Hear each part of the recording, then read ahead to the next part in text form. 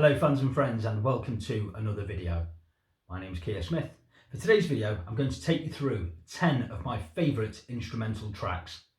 And I'm going to call this volume 1 because when I made this list, naturally there were others begging to be included, but they haven't made the cut for this, but there'll certainly be a volume 2 at some point. Even with the absence of words, instrumental songs can often tell a story, conjuring up strong images in the mind as the music washes over you. I personally love an instrumental track. When it's done well, it often serves as an interesting and satisfying interlude within the album. And to me, an instrumental track must be a purely instrumental piece of music. No spoken words or vocals allowed. It really is all about the music, man. So with that said, let's get to this list, and I'd like to start this list with David Bowie's A New Career in a New Town from his Low album from 1977. And this has a chugging rhythm. It feels like you're moving, travelling, maybe to a new career in a new town. But it's the weeping harmonica that adds that touch that makes it special for me. It sounds like a sad cry, maybe from someone who's sorry to be leaving. I certainly get that sorry feeling when I listen to this song, but I love it all the same. Up next I'm going to go with the title track from The Small Faces, Ogden's Nut Gone Flake from 1968.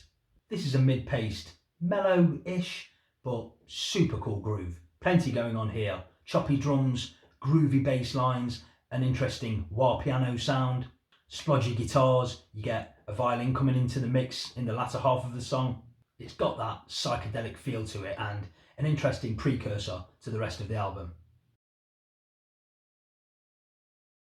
Next we have Bromwyour, is that how you say it? From Led Zeppelin's 1975 album, Physical Graffiti, a song that was named after the 18th century cottage where the band had recorded parts of Led Zeppelin 3 and 4.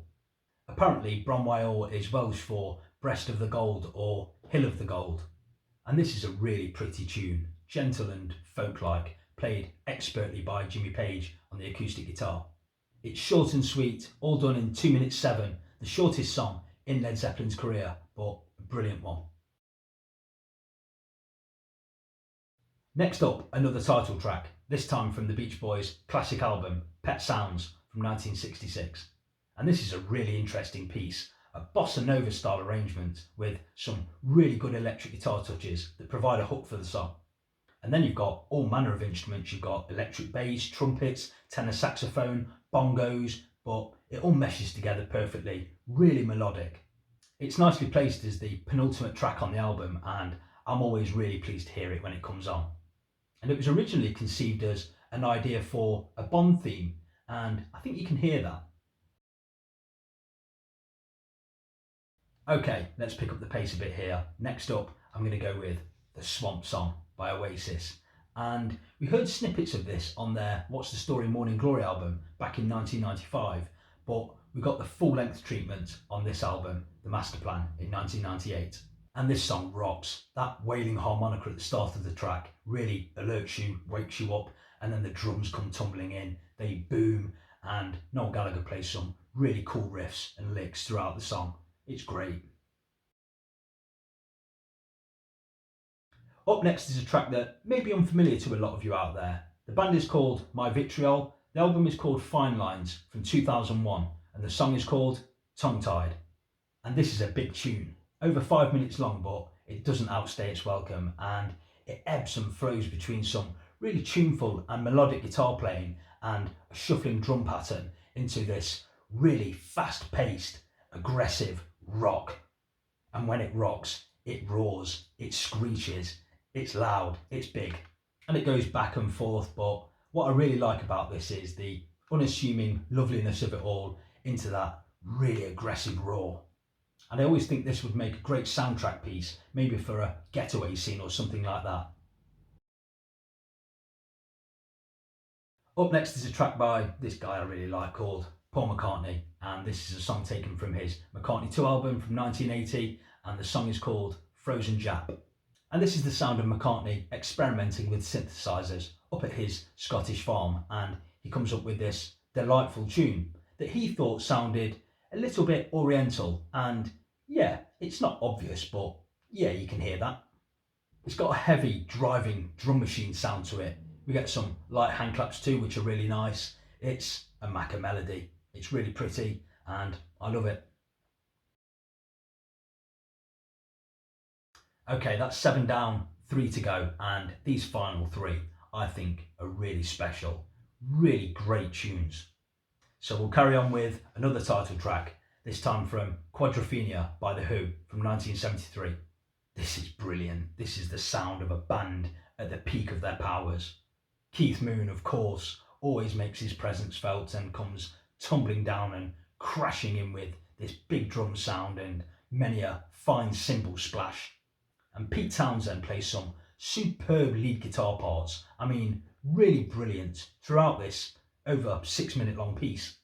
There's nice piano, melodic synth patterns, the horns are great. It's got real energy, it's urgent, it rocks and it rolls, and it's like an overture because it takes you through what the album sounds like and plays little bits of songs that you hear later on in the album. And it builds to this big finale and you hear the waves crashing against the rocks. It has a cinematic quality to it. It's a real tour de force. Absolutely brilliant. Up next is another big one.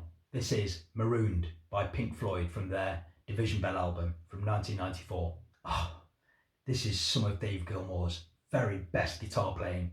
He plays the notes and bends the strings to absolute perfection here. And it's underpinned by this beautiful, soft piano playing and less is more approach by Richard Wright. And Nick Mason's drums, perfectly timed as always. And they just allow Gilmour to run free and play this amazing lead guitar. And it has that bluesy wail that he's so well known for, but he takes you around the fretboard and stirs up a range of emotions. It's very evocative, very affecting. And when that sad day comes, the day of my funeral, I wish my body to be carried into the ceremony hall to the sound of Marooned being played by Pink Floyd. I'm serious, Marooned must be played in that moment.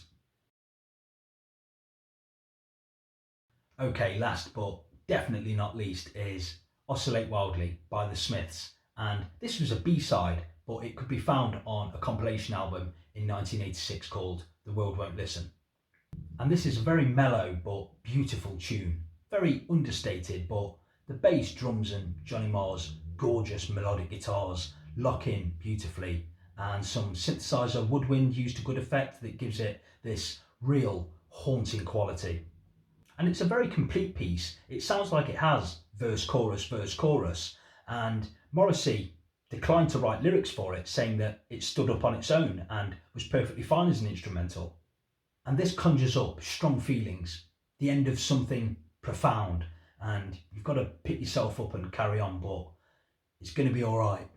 This is such a great piece of music, so good I'd put it in my top 5 favourite Smith songs, and that's saying something. Oscillate Wildly, brilliant. And there you go, 10 great instrumental tracks. And as I say, I'll call that volume 1. There will definitely be a volume 2 at some point in the future. And please let me know in the comments section below what some of your favourite instrumental tracks are. I'm always looking to be turned on to new music and your comments will help me do that. And as always, thank you so much for tuning into this video. I hope you enjoyed it. Peace and love. See you next time.